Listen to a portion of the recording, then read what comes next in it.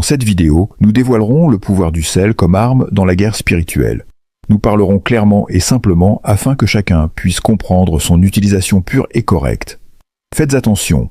Saviez-vous qu'il y a 3 choses que vous pouvez faire avec du sel pour briser chaque malédiction et apporter des bénédictions d'abondance sur vous? Pourquoi pensez-vous que Jésus a dit à ses disciples que vous êtes le sel de la terre? Restez jusqu'à la fin de cette vidéo car là, je vous montrerai la réponse et je vous assure que vous serez étonnés par les révélations du sel comme arme spirituelle. Nous devons d'abord reconnaître une vérité absolue. Tout a été créé par Dieu à travers lui et pour lui. Rien n'existe en dehors de sa volonté, ce qui implique que Dieu a créé le sel avec un but. Il n'y a absolument rien dans ce monde qui n'ait été créé par la main puissante de Dieu. Par lui, toutes choses ont été faites. Cette vérité résonne dans chaque grain de sel, chaque goutte d'eau, chaque étincelle de feu. Dieu a conçu le sel avant même la vie elle-même. Dans la Genèse, nous lisons qu'au commencement, Dieu créa les cieux et la terre. Le sel étant un minéral, il avait été créé dès le début. L'Église évite souvent de discuter du fait que Dieu accorde l'autorité non seulement aux humains, mais aussi aux plantes, aux animaux et aux éléments. Chaque chose a un but divin, considérez le feu et l'eau. Le feu a l'autorité de consumer tout ce qu'il touche, tandis que l'eau a l'autorité de donner la vie. De même, le sel a reçu l'autorité d'assaisonner et de conserver. Le feu dévore l'eau, donne la vie. Le sel conserve et purifie. Chacun est un instrument entre les mains du Tout-Puissant. Réfléchissons profondément, tous les éléments du monde ont un but divin, tout comme le sel conserve les aliments. Ne préserve-t-il pas également notre foi dans les moments d'épreuve? Je souhaite faire une brève pause pour vous encourager à partager votre expérience avec le sel dans les commentaires. Beaucoup d'entre vous sont inspirés et renforcés en entendant le témoignage d'autres chrétiens. Beaucoup de gens ont trouvé soulagement et guérison grâce à son utilisation. Par exemple, une sœur a vu un changement miraculeux dans sa vie après s'être oint les mains avec du sel. Vous êtes-vous senti mieux après avoir utilisé du sel dans la prière? Racontez-nous votre histoire et comment Dieu a agi dans votre vie à travers ce puissant minéral. Continuons avec la vidéo. Les gens dans l'Antiquité croyaient que le sel avait un pouvoir incroyable. Il conservait la viande, assaisonnait les aliments et étonnamment était utilisé comme monnaie. Dans la Rome antique, les fonctionnaires étaient payés en sel, d'où le mot salaire. Jésus a parlé dans les paraboles pour enseigner, mais tout n'est pas huile symbolique. Le pain et le vin jouent des rôles sacrés dans la foi chrétienne. Alors pourquoi acceptons-nous l'utilisation de l'huile sans problème, mais doutons-nous du pouvoir du sel? Certains pensent que le sel est une chose mauvaise utilisée dans les rituels sombres. Ceci est un mensonge de l'ennemi. Rappelez-vous. Jean 10. Le voleur ne vient que pour voler, tuer et détruire l'ennemi. Veut voler la vérité sur le sel. Le spirituel se manifeste dans le physique. Dieu utilise ce qu'il a créé pour accomplir sa volonté. Considérez l'exemple de l'huile. L'huile d'onction est mentionnée 20 fois dans les Écritures. Elle était utilisée dans l'Ancien Testament pour verser sur la tête du grand prêtre et de ses descendants. Également sur le tabernacle et ses meubles pour les marquer comme saints. Et mis à part pour Jéhovah. Vous pouvez lire des exemples de cela dans Lévitique 8 et Exode 25, mais il était strictement interdit aux Juifs de reproduire l'utilisation de l'huile d'onction pour un usage personnel, comme nous le lisons dans Exode 30. La recette de l'huile d'onction contenait de la myrrhe, de la cannelle et d'autres ingrédients naturels. Rien n'indique que l'huile ou les ingrédients avaient un pouvoir surnaturel. Ce n'était pas l'huile qui avait un pouvoir surnaturel puissance, mais l'obéissance à Dieu dans le rituel qui a démontré la sainteté. Si Dieu vous commande d'oindre avec de l'huile, faites-le. Réfléchissons profondément. Dieu nous appelle à utiliser ses créations délibérément. S'il nous dit d'oindre avec de l'huile, nous le faisons. Pourquoi ne pas faire de même avec le sel? Nous ignorons une arme puissante que Dieu nous a donnée, le sel. Comme l'huile a une place sacrée lorsque nous l'utilisons selon la volonté de Dieu. Matthieu 5. Dit que vous êtes le sel de la terre, ne permettons pas à l'ennemi de nous voler cette vérité. Seuls 4 passages du Nouveau Testament mentionnent l'onction d'huile dans Luc 7. Marie oint les pieds de Jésus dans le culte dans Jacques 5. Les anciens de l'Église oignent les malades pour les guérir dans Hébreux. Un Dieu oint Jésus avec l'huile de joie, déclarant que ton trône, ô Dieu, est pour toujours et à jamais. Ces actes nous montrent que Dieu utilise le matériel pour refléter le spirituel et accomplir sa volonté. Considérez un autre exemple, le bâton de Moïse. Dieu a accordé le pouvoir au bâton que Moïse portait dans ses mains pour manifester sa puissance, et Jéhovah a demandé ce qu'il y a dans ta main. Moïse répondit un bâton, Jéhovah dit alors, jette-le par terre. Moïse le jeta par terre et il devint un serpent, et Moïse s'enfuit devant lui. Par cela, ils croiront que Jéhovah vous est apparu. Les prophètes utilisaient de l'eau, du sel, de l'huile, des manteaux et des bâtons dans leur ministère. Ils n'adoraient pas ces objets, mais les utilisaient comme outils dans des actes prophétiques. Ils comprenaient que l'utilisation quotidienne de ces éléments pouvait les transformer en de simples rituels religieux. Tout ce que nous avons discuté est basé sur la Bible. Rien n'a été modifié, c'est simplement la parole de Dieu. L'ennemi est un usurpateur. Dans certains pays, on dit qu'il est salé de désigner quelqu'un qui a de la malchance, l'associant à la sorcellerie car il est si connu que les sorcières utilisent mot du sel pour maudire. Nier ces pratiques reviendrait à ignorer la réalité du mal dans le monde. Les gens mauvais et méchants existent. Il n'y a pas de magie blanche qui vienne de Dieu. Chaque acte qui n'est pas guidé par le Saint-Esprit et la Bible est de la sorcellerie. L'ennemi, en tant qu'usurpateur, imite et corrompt ce que Dieu crée, essayant d'utiliser les armes de Dieu à son avantage. Satan a offert à Jésus les royaumes du monde, une autorité volée à l'homme. Matthieu 4 Français raconte comment le tentateur a offert à Jésus les royaumes du monde bien que ceux-ci aient été donnés à l'homme par Dieu. Encore une fois, il l'emmena sur une très haute montagne, lui montra tous les royaumes du monde et leur splendeur, et dit « Tout cela, je te le donnerai si tu t'inclines et m'adores. » Plus l'homme, par sa désobéissance, a été dépouillé de cette autorité, permettant à Satan d'usurper les royaumes du monde. Réfléchissons profondément, sommes-nous conscients de la façon dont l'ennemi essaie de corrompre le sacré? Utilisons-nous les outils que Dieu nous a donnés avec révérence et objectif? Rappelons-nous toujours que le matériel peut être un reflet du spirituel et que notre devoir est d'utiliser ces outils avec foi et obéissance à Dieu, comme il est dit dans Éphésiens 6. Car notre lutte n'est pas contre la chair et le sang, mais contre les dirigeants, contre les autorités, contre les puissances de ce monde de ténèbres et contre les forces spirituelles du mal dans les royaumes célestes. La Bible suggère que Dieu et ses prophètes ont été les premiers à utiliser le sel après la création du minéral. L'histoire de Sodome et Gomorrhe, racontée dans Genèse 19, est bien connue, beaucoup recherchant les plaisirs du monde s'enfonçaient. Les conseils de Dieu ont choisi de vivre dans ces villes dépravées. La dépravation sexuelle et le péché ont atteint le ciel. Dieu a puni la femme de l'eau pour sa désobéissance en la transformant en une statue de sel. Ici, le sel a été utilisé pour punir le péché de désobéissance.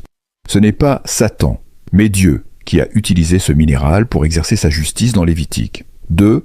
Il est dit, assaisonnez toutes vos offrandes de céréales avec du sel. Ne laissez pas le sel de l'alliance de votre Dieu hors de vos offrandes. De céréales, ajoutez du sel à toutes vos offrandes. Ici, Dieu ordonne à l'homme de saupoudrer de sel sur chaque offrande.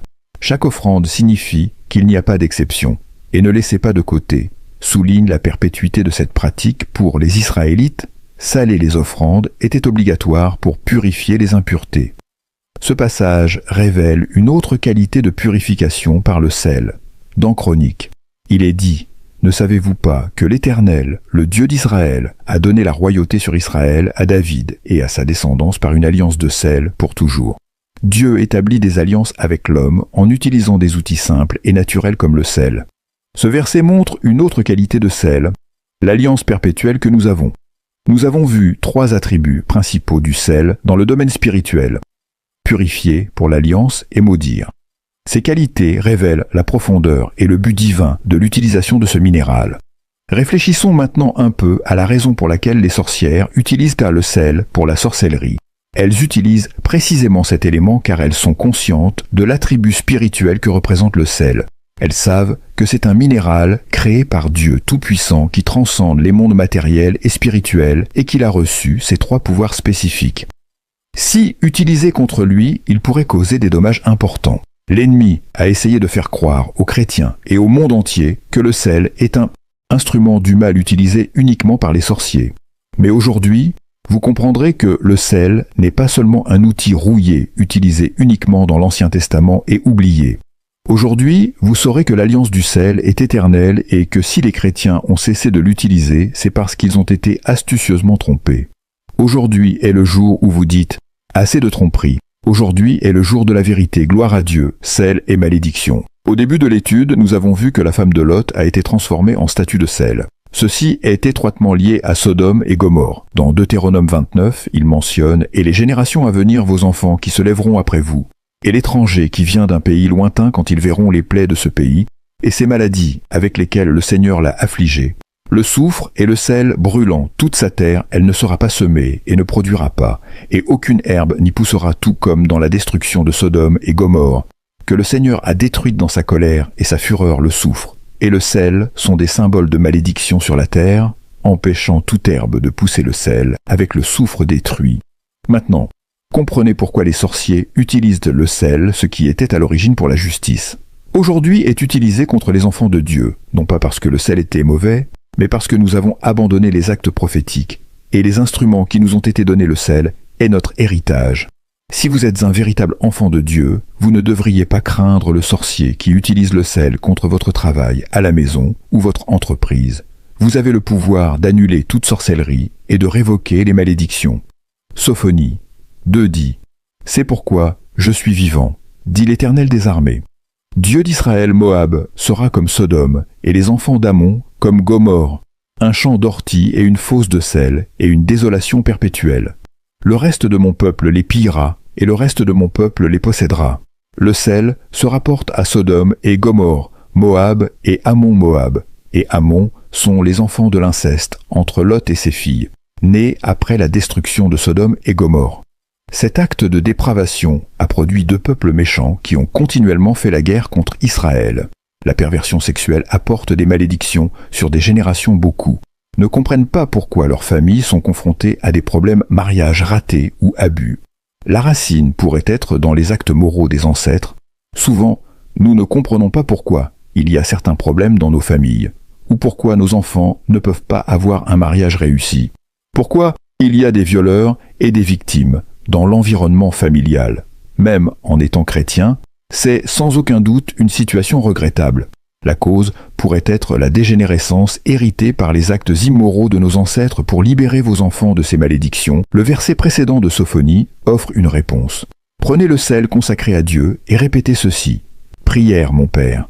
Dieu d'Israël, merci de m'avoir trouvé et de m'avoir donné ta parole. Pardonne les péchés de ma famille. Mes grands-parents et mes parents pardonnent la dépravation sexuelle de ma famille aujourd'hui. Je prends le sel consacré à ton autel et sèche le mal qui jusqu'à aujourd'hui a pesé sur ma famille. J'ai répandu le sel sur mon ventre. La désolation a quitté le lieu où le péché de Sodome et Gomorrhe demeure à partir d'aujourd'hui. Je quitterai toute méchanceté afin que ta vérité, ta piété et ta miséricorde règnent sur moi et mes générations au nom puissant de Jésus. Amen, le sel est le seul élément dans la Bible utilisé à la fois pour bénir et pour maudire. C'est une arme de Dieu héritée par ses enfants, mais l'ennemi l'utilise contre nous. N'ayez pas peur. Jésus a dit que vous êtes le sel de la terre. Mais si le sel perd sa salinité, comment peut-il être rendu salé à nouveau? Il ne sert plus à rien, sauf à être jeté dehors et piétiné par les hommes dans la Bible. Le sel apparaît dans des contextes de malédiction et de bénédiction. Le psaume 107 dit qu'il a transformé les rivières en désert, les sources qui coulent en terre, assoiffées et terre fertile en un désert de sel à cause de la méchanceté de ceux qui y vivaient. Marque de sel. Terre stérile en guise de punition pour la méchanceté. Les chrétiens utilisent rarement du sel pour guérir, ce qui est bien car nous devrions avoir un amour sincère. Cependant, un enfant de Dieu devrait savoir quand utiliser le sel pour la guerre et quand pour la paix. Le sel est une arme de guerre et de paix. Ici, nous nous concentrons sur le sel comme arme de guerre. Une armée est faite pour la protection d'un pays et sera utilisée au moment opportun, lorsqu'un envahisseur tente de prendre le territoire par la force. Tant que les envahisseurs ne tentent pas de prendre le pays, l'armée reste passive, mais toujours prête pour la guerre. Malheureusement, dans la guerre spirituelle, l'ennemi attaque déjà le territoire chrétien et le sel doit être utilisé pour maudire l'armée ennemie. Prenez le sel consacré à Dieu et répandez-le dans votre maison, votre quartier, votre ville. Maintenant, je vous invite à faire cette prière avec autorité, mon Père, Dieu d'Israël. Aujourd'hui, je prends le sel de l'Alliance et le répands sur toute ma ville, ma maison, mon quartier, mon église, et je dessèche toutes les œuvres de l'ennemi, toute la sorcellerie, toute l'idolâtrie. Je défais tous les pactes qui le sorcier et la sorcière ont pris le contrôle de cette ville et ont donné un ultimatum au sorcier, s'il ne se repent pas de tout son mal. Il tombera lui-même sous la main puissante du Dieu vivant. Je lis l'homme fort au nom de Jésus et lis tout esprit de vengeance qui souhaite venir contre moi et les miens. Et à partir d'aujourd'hui et pour toujours, plus de méchanceté ne s'élèvera plus jamais dans cette ville au nom de Jésus. Que cela soit écrit et que cela soit fait, le sel est puissant. Élisée est allé à la source des eaux, a jeté du sel et a dit « Ainsi dit le Seigneur. J'ai purifié ces eaux, il n'y aura plus de mort ni de stérilité. » C'est le verset le plus mémorable sur le sel. Élisée, un homme avec une double portion de l'esprit, a utilisé le sel que Dieu lui avait donné et a guéri les eaux au nom du Seigneur Ézéchiel. 4 dit que lorsque vous aurez fini de faire l'expiation, vous offrirez un taureau sans défaut et un bélier sans défaut. Les prêtres les aspergeront de sel et les offriront en holocauste au Seigneur. Les animaux offerts à Dieu devaient être purifiés avec du sel avant d'être brûlés. Cela montre l'importance du sel dans les rituels de purification de l'Ancien Testament. Pensez à l'argent. Il passe par de nombreuses mains avant d'atteindre l'autel de Dieu comme une offrande ou une dîme. Savez-vous où cet argent a été peut-être par des voleurs, des meurtriers, des contrebandiers, des maisons closes, des sorciers, etc. Le sel, consacré à Dieu, est une arme de purification capable de purifier l'argent que vous apportez à l'autel. Règle d'or. Si vous voulez consacrer du sel pour Dieu, prenez-le avec révérence et respect. Si vous achetez du sel pour le consacrer, achetez un paquet entier et dédiez-le à 100% au service de Dieu. N'utilisez ce sel pour rien d'autre, utilisez-le uniquement et exclusivement pour honorer Dieu. Vous ne pouvez pas en utiliser un peu pour Dieu et un autre pour cuisiner. Comprenez que vous avez acheté le sel uniquement pour être utilisé à l'autel, tout comme vous dédiez le sel acheté uniquement à Dieu. Ainsi, devrait être le récipient que vous utilisez, ne cherchez pas une vieille bouteille à la maison. Achetez un nouveau récipient et dédiez-le spécialement pour honorer Dieu. Cette même règle devrait être appliquée avec l'huile de nombreuses églises lors de la réception des dîmes et des offrandes, saupoudrez-les de sel, et priez Dieu qu'il soit bien purifié de toute impureté, comme expliqué dans Lévitique 2. Et bien que toutes les églises ne pratiquent pas cet acte prophétique, il y a des gens qui comprennent que le travail de leurs mains doit être pur, donc avant de donner leur dîme, ils la purifient à la maison en utilisant le sel qui a été consacré pour cette tâche. L'Alliance, comme indiqué dans les Nombres 18, dit que toutes les offrandes élevées des choses saintes que les enfants d'Israël offrent à l'Éternel, je te les ai données, à toi, à tes fils et à tes filles avec toi, par un statut perpétuel. C'est une alliance de sel, pour toujours, devant l'Éternel, à toi et à ta postérité avec toi. Nous lisons la même Bible ici, elle dit une alliance perpétuelle de sel. L'alliance du sel reste valable aujourd'hui et continuera pour ceux qui honorent Dieu, et vous pourriez dire, mais c'était pour les Israélites. Eh bien, je vous dis que vous êtes une branche greffée sous le même Père qui donne à ceux qui le cherchent dans les Saintes Écritures. Le sel, pour ses qualités de conservateur, symbolise la durabilité et la loyauté de l'Éternel et est utilisé comme signe de alliance. L'essence d'une alliance est qu'elle soit perpétuelle, et donc le sel est un symbole approprié pour cela en Orient, parce que le sel empêchait la décomposition. Il est devenu un symbole de la stabilité et de la permanence de l'amitié selon les coutumes anciennes. Un lien d'amitié était établi en mangeant du sel. Prendre du sel et le placer dans un repas partagé entre deux personnes est une garantie d'amitié durable, une promesse de fidélité perpétuelle assurant la solidarité continue des parties impliquées. Deux personnes qui partageaient un repas assaisonné de sel s'engageaient à ne pas se trahir ou se faire du mal. On disait que chaque fois que quelqu'un mangeait un repas le sel d'un homme, il devenait ami pour la vie. L'Éternel voulait que chaque sacrifice soit un rappel de la relation avec lui lorsque les alliances étaient pas faites. Les parties mangeaient souvent ensemble, y compris du sel, qui dénotait la loyauté perpétuelle et la fidélité à la célèbre alliance. Il était donc entendu qu'une alliance du sel devait être remplie sans faute. Le nombre 18 mentionne que le non-respect ou la trahison de l'alliance du sel était souvent puni de mort. À une occasion, un historien américain faisait des recherches dans une ville du Moyen-Orient et sans s'en rendre compte, nuit tomba sur lui. Sachant à quel point ces routes étaient dangereuses la nuit, il décida de s'approcher d'une des tentes le long du chemin. Il est probable que cette tente qu'il trouva appartenait à des gens qui volaient les voyageurs qui s'étaient égarés. Mais il s'en fichait, la nuit était froide et le danger rôdait. L'Américain, s'approchant de la tente, parla au propriétaire en lui disant que la ville où il se dirigeait était encore loin et qu'il était très dangereux de continuer sur la route la nuit car il pourrait se perdre ou pire. L'homme de la tente lui dit Tu ne sais pas que je suis un voleur, comment le sais-tu? Je ne te tuerai pas et ne te volerai pas ce que tu portes.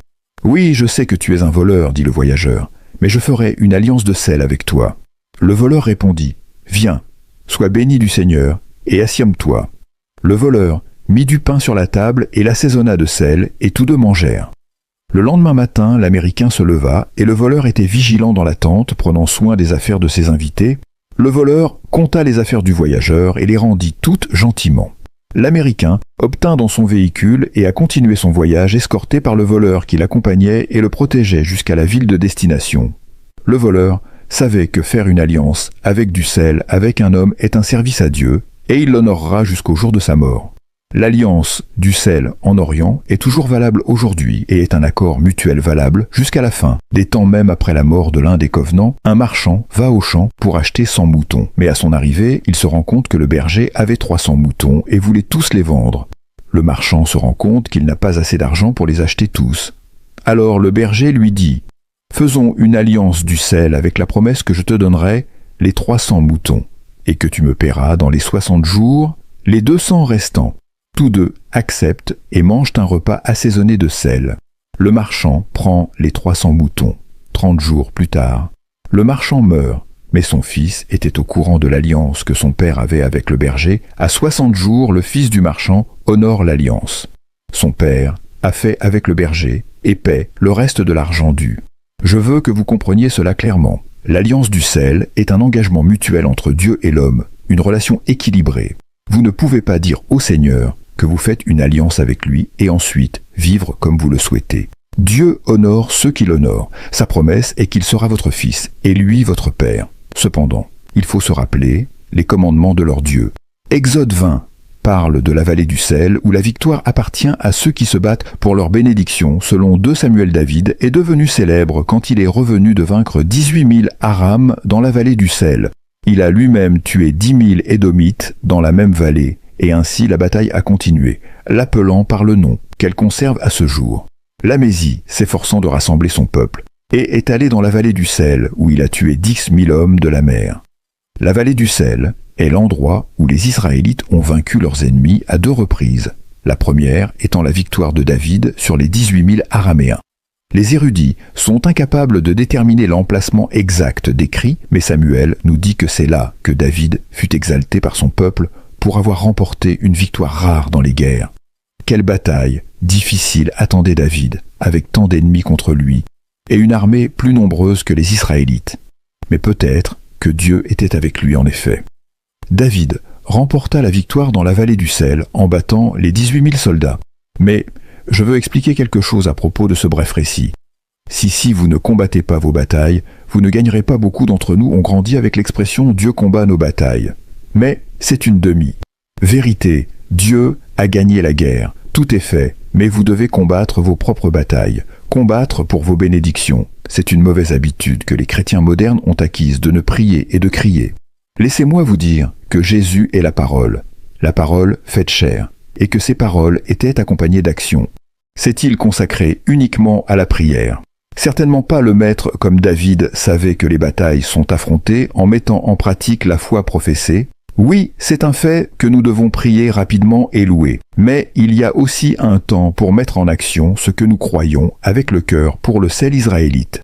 Très important avec le sel. L'alliance de Dieu avec l'homme était scellée avec du sel. Les offrandes étaient purifiées avec du sel. On pouvait bénir ou maudire. Mais ce jour-là, David a dû prouver au peuple que Dieu était avec lui, que le sel de l'alliance était sur sa tête, et que la victoire viendrait de la main de Jéhovah. Maintenant, vous qui voulez les bénédictions de Dieu, que faites-vous pour les obtenir? Attendez-vous assis ou priez-vous simplement à la maison et attendez-vous que Dieu se manifeste? Vous rassemblez-vous seulement à l'église et vous contentez-vous de cela? Nous, chrétiens, avons tendance à attendre la réponse de Dieu, et c'est tout. Nous ne voulons pas faire de sacrifice. Nous ne voulons rien faire au-delà du strictement nécessaire pour être considérés comme de bons croyants. Nous sommes conformistes, mais pas reconnaissants. Nous voulons obtenir les plus grandes bénédictions avec le moins d'efforts. Que devrait faire un chrétien pour obtenir ces bénédictions? La réponse est facile, combattez pour eux. L'histoire de David est un exemple que le sel peut bénir ou maudire. Si vous allez au combat prêt à gagner, le sel sera pour la bénédiction. Si vous allez au combat avec l'idée que vous faites ce que vous pouvez, alors le sel sera votre destin. Ainsi fonctionne la sorcière. Si une sorcière maudit votre maison avec du sel et vous n'êtes pas consacré à Dieu, cette malédiction tombera sur vous. Mais si vous comprenez que le sel est une arme faite pour vous et honorer Dieu en étant fidèle, alors aucune plaie, ni malédiction ne touchera votre maison. Un chrétien doit prier rapidement, se consacrer, être juste, pieux et droit devant Dieu, vivre spirituellement si l'on ne vit pas dans le royaume spirituel. Alors quelque chose manque dans la vie, le sel, est le début de cette lutte. À de nombreuses reprises, Jésus a guéri juste avec sa parole, mais d'autres fois, il a utilisé des actes prophétiques démontrant qu'il était le Fils du Créateur de tout dans Jean 9. Il est rapporté que, passant par Jésus, vit un homme aveugle, ses disciples lui demandèrent « Rabbi, qui avait péché cet homme, ou ses parents, qu'il était né aveugle ?» Jésus répondit « Ni cet homme, ni ses parents n'avaient péché, mais cela est arrivé afin que les œuvres de Dieu soient manifestées en lui. Nous devons faire les œuvres de celui qui m'a envoyé. Pendant qu'il est jour la nuit, viens où personne ne peut travailler, pendant que je suis dans le monde. Je suis la lumière du monde ayant dit cela. Il cracha sur le sol, fit de la boue avec la salive et la mit sur les yeux de l'homme. Il lui dit d'aller se laver dans le piscine de Siloam, qui signifie parfum. L'homme est allé se laver et est rentré à la maison, voyant peut-être que vous ne comprenez toujours pas ce que j'essaie d'expliquer. Alors, je vais donner quelques exemples de plantes. Nous savons que Dieu a créé, a fait tout ce qui existe et que tout a été fait pour sa gloire. Parmi tout ce qui a été créé, il y a des plantes qui ont été faites pour guérir le corps humain et animal et certaines ont des propriétés pour guérir des maladies graves. Beaucoup de médicaments d'aujourd'hui sont dérivés de ces plantes comme l'aspirine et la morphine. Maintenant, sont des plantes spirituelles ou matérielles. Clairement, vous diriez qu'elles sont matérielles car elles appartiennent au monde physique que nous connaissons. Mais que se passerait-il si je vous disais que les plantes ont commencé leur existence? Existence dans le monde spirituel. Au commencement de l'existence, il n'y avait rien, juste un immense vide, et puis soudainement tout a été créé. La Genèse, le monde physique que nous connaissons, est le résultat de l'introduction du spirituel dans le matériel. D'abord, il existait dans la pensée de Dieu, puis il a été formé dans le monde mortel, dans les paroles de Jérémie. Avant que je te forme dans le ventre, je te connaissais, et avant que tu ne sois né, je t'ai consacré. Jésus est l'esprit fait chair. Quand nous transférons le spirituel au monde matériel, c'est alors que les miracles se produisent. Le sel est juste du sel, jusqu'à ce qu'il se joigne au spirituel. Et dans le spirituel, c'est la bénédiction purificatrice de l'alliance. Jésus lui-même a joint le spirituel au physique. Ayant dit cela, il a craché sur le sol, a fait de la boue avec la salive et l'a appliquée aux yeux de l'aveugle. La terre n'est que terre, bien sûr, mais de la poussière de la terre. L'homme a été créé. La salive n'est que de la salive, mais c'est aussi de l'eau. Et l'eau a été créée pour donner la vie. Jésus reconnaît cela et par son autorité unit le spirituel au matériel pour Pépin.